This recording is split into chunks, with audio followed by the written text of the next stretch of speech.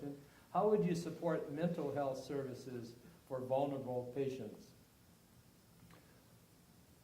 When I was CEO of Children's Home Society, one of our major programs was a psychiatric residential treatment facility for children. I was talking with Dr. Soundy earlier tonight because he was involved in decisions whether Medicaid would cover those children and whether their emotional disturbance was severe enough to warrant residential treatment. So I am familiar with mental health services in that context.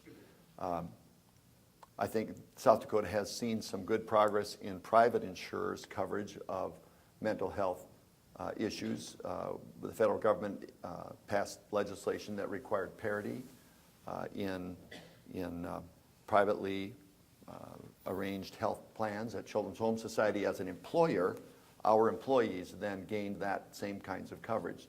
So we've made some strides. Can we do better? Certainly we can do better. The rural aspect of our state makes it difficult sometimes to provide professional services in some of the rural areas. Telemedicine is going to help us do that. We provided child psychiatry residencies at Children's Home Society. I know there's been an expansion of child psychiatry residencies in South Dakota, and that's a good thing. Telemedicine, we adopted that at Children's Home Society. When Dr. David Ermer sees some of the patients at Black Hills Children's Home, he will sometimes see them face-to-face. He will sometimes see them over the video conference in our boardroom. So telemedicine offers ways to provide mental health services in those areas where professionals are not themselves physically located. Certainly nothing beats a face-to-face interaction with a mental health professional, but those are means that we can use in the future as telemedicine improves in South Dakota. I'm hopeful mental health services will also improve. Scott. Well, when the Congress passed the Federal Act a year or two ago, whenever it was, I think it was a real step forward in terms of mental health care and the way in which we treat those matters in terms of reimbursement. It seems to me that the task force that did a study here in South Dakota in the last couple of years talked in terms of behavioral care and community-based behavioral care. They talked in terms of collaborations between corrections and community-based care, and those all seem to make sense to me as a step forward in terms of how we go about treating mental health in the state of South Dakota. You know, we can always do a better job, but I do think that's one area where we've seen improvement in the last couple of years. You each have one additional minute.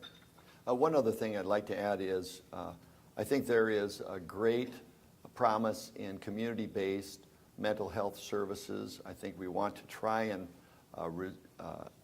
have those opportunities available. I think today at the Human Services Center, we sometimes worry that some patients are being committed there before community health facilities in their originally communities are given enough of a chance. At the same time, as a former director of Children's Home Society, I know what it's like when you've got a patient whose behaviors are so extreme that they threaten the other patients in your facility. And so those managers and those directors of those community facilities have to still have the ability to say, we can serve this many, we can serve this group, but some we can't.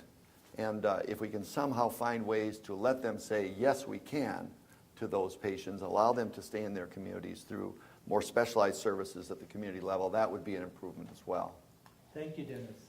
Scott, 1 minute. Yeah, and I think another part of the community-based care that's so important is the chance for collaboration between all interested parties. Many times when you have a mental health situation, you also have a criminal justice situation, you have a unified judicial system problem and a corrections problem, and you need to bring everybody around the table. And it's oftentimes very complex in sorting it out and seeing what to do. I do think community-based care is the best way to go in terms of those collaborations. Ideally, we would have fewer people going to the penitentiary who are simply mental health situations that we need to deal with.